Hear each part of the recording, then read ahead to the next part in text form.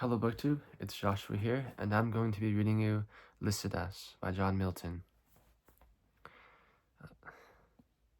Yet once more, O ye laurels, and once more, ye myrtles brown, with ivy never sere, I come to pluck your berries harsh and crude, and with forced fingers rude, shatter your leaves before the mellowing year. Bitter constraint and sad occasion dear compels me to disturb your season due, for Lycidas is dead, dead ere his prime, young Lycidas, and hath not left his peer.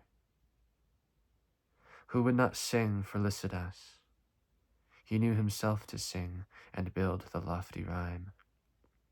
He must not float upon his watery bier unwept, and welter to the parching wind, without the meed of some melodious tear. Begin then, sisters of the sacred well, that from beneath the seat of Jove doth spring. Begin, and somewhat loudly sweep the string. Hence with denial vain and coy excuse, so may some gentle muse with lucky words favor my destined urn, and as he passes turn, and bid fair peace be to my sable shroud. For we were nursed upon the self-same hill, fed the same flock by fountain, shade, and rill. Together both, ere the high lawns appeared under the opening eyelids of the morn, we drove afield, and both together heard what time the grey fly winds her sultry horn, battening our flocks with the fresh dews of night, oft till the star that rose at evening, bright, toward heaven's descent had sloped his westering wheel. Meanwhile the rural ditties were not mute, tempered to the oaten flute. Rough satyrs danced, and fawns with cloven heel from the glad sound would not be absent long. And old Demætus loved to hear our song. But oh, the heavy change, now thou art gone. Now thou art gone, and never must return.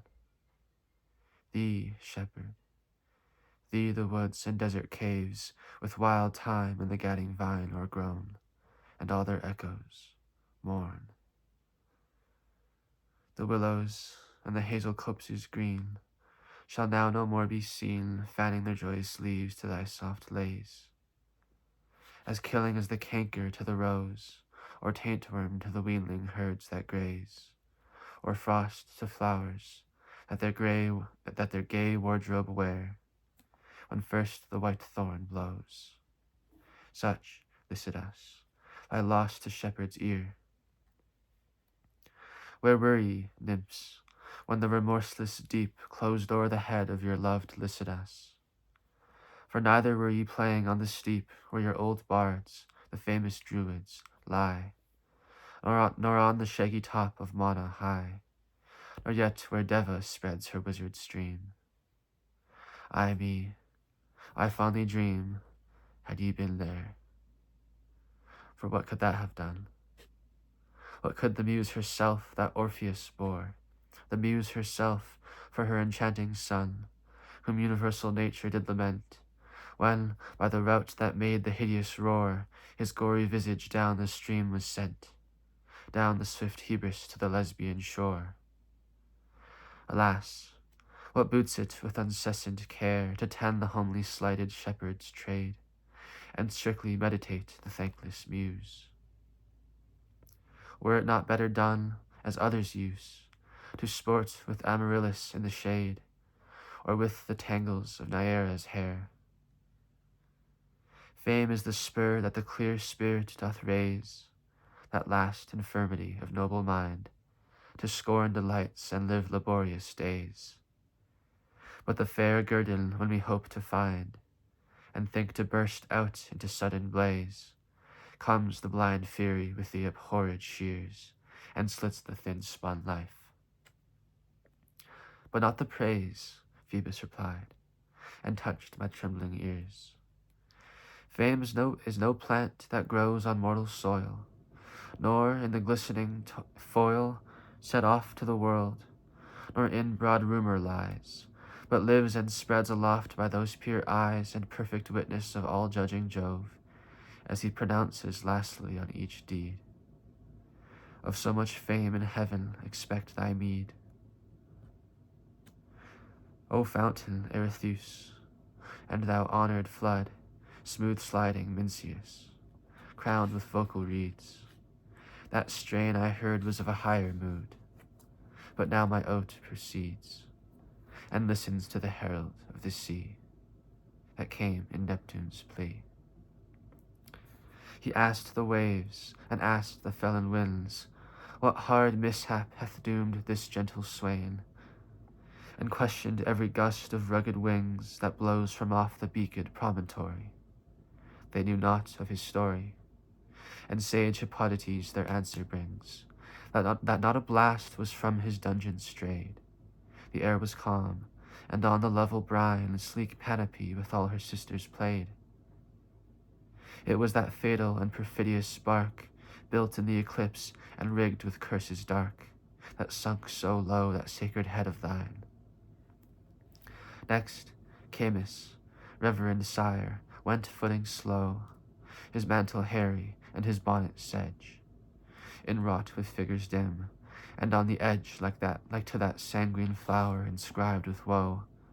Ah, who hath reft, quoth he, my dearest pledge? Last came, and last did go, the pilot of the Galilean lake. 2 massy keys he bore of metals twain, the golden opes, the iron shuts amain. He shook his mitred locks, and stern bespake, how well could I have spared for thee, young swain, enow of such as, for their bellies' sake, creep and intrude, and climb into the fold. Of other care they little reckoning make than how to scramble at the shearer's feast, and shove away the worthy bidden guest. Blind mouths, that scarce themselves know how to hold a sheep-hook, or have learned aught else the least that to the faithful herdsman's art belongs. What recks it them? What need they? They are sped, and, when they list, their lean and flashy songs grate on their scrannel pipes of wretched straw. The hungry sheep look up, and are not fed, but, swoln with wind and the rank mist they draw, rot inwardly, and foul contagion spreads. Besides what the grim wolf with privy paw daily devours apace, and nothing said. But that 2-handed engine at the door stands ready to smite once, and smite no more. Return, Alpheus. The dread voice is past, that shrunk thy streams. Return, Sicilian muse, uncall the vales, and bid them hither cast their bells and flowerets of 1,000 hues. Ye valleys low, where the mild whispers use of shades, and wanton winds, and gushing brooks, on whose fresh lap the swart star sparely looks, throw hither all your quaint enamelled eyes, that on the green turf suck the honeyed showers, and purple all the ground with vernal flowers. Bring the wreathed primrose that forsaken dies, the tufted crow-toe and pale jessamine, the white pink and the pansy freaked with jet, the glowing violet, the musk rose, and the well-attired woodbine, with cowslips wan that hang the pensive head, and every flower that sad embroidery wears.